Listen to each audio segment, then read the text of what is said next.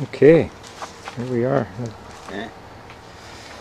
Hi, Dwayne. My name is Rick Wangler. I'm the president of Steelworkers Local 1363. I'm sitting with some of the fellas at our picket site out at the Trent River. It's an area that leads into Timber West lands that we're currently locked out from.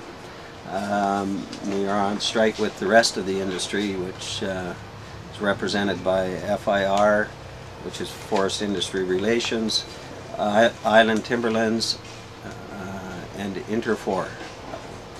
Anyways, we've been on strike for, this will be our 6th week we're into now, and there doesn't seem to be much movement at any of the tables in regards to negotiations.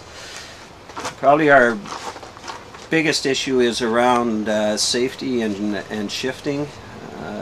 About 3 years ago, the government imposed a collective agreement that allowed the industry to implement alternate shifts other than our regular normal type 5 and 2 shifts. The shifts they implemented in some cases are as long as 12 hours long, with 2.5 to 3 hours of traveling in some cases from the marshalling point, and so there'd also be traveling on top of that from the marshalling point to the workers' homes. So we have people that are now traveling and working as much as 16-17 hours a day. It's very dangerous work, and it's physically demanding. The government imposed agreement required that the companies only have a maximum of 10 hours work per day in physically demanding and dangerous jobs in logging. However, the companies have said that as far as they're concerned, there's no physically demanding or dangerous jobs in the woods, which is quite contrary to the 65 fatalities we've had since 2005. We average 25 fatalities a year, which in our view is a figure that is just not acceptable. That's one of the main reasons we're on strike.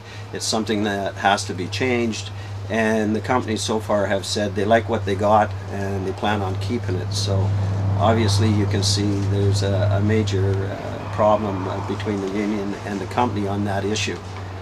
Some of the other issues are severance pay for partial closures. As it stands today, the only time any severances has to be paid is if there's a total closure of an operation.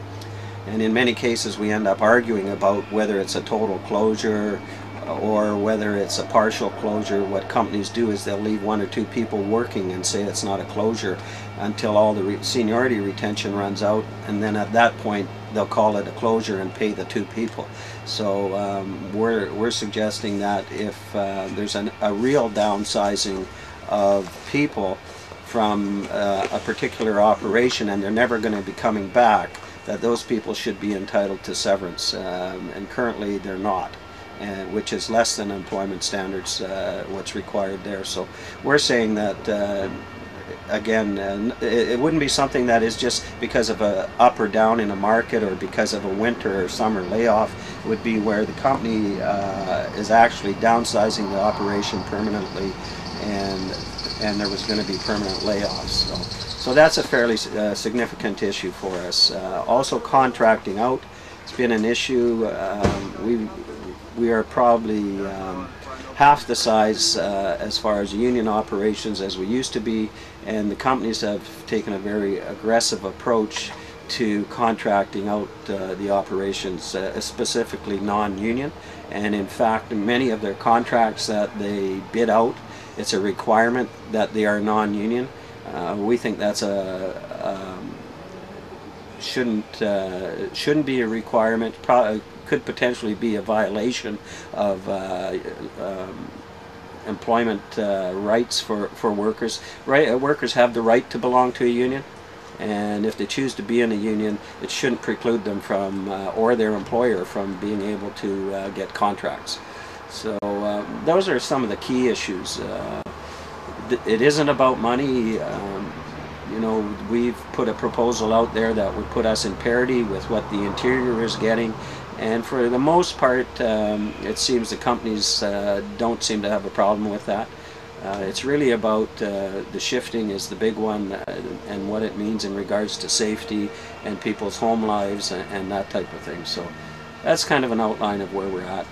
Right now we have about 7,000 members on strike. As I said, in our 6th week, and it doesn't appear there's an end at sight right away here.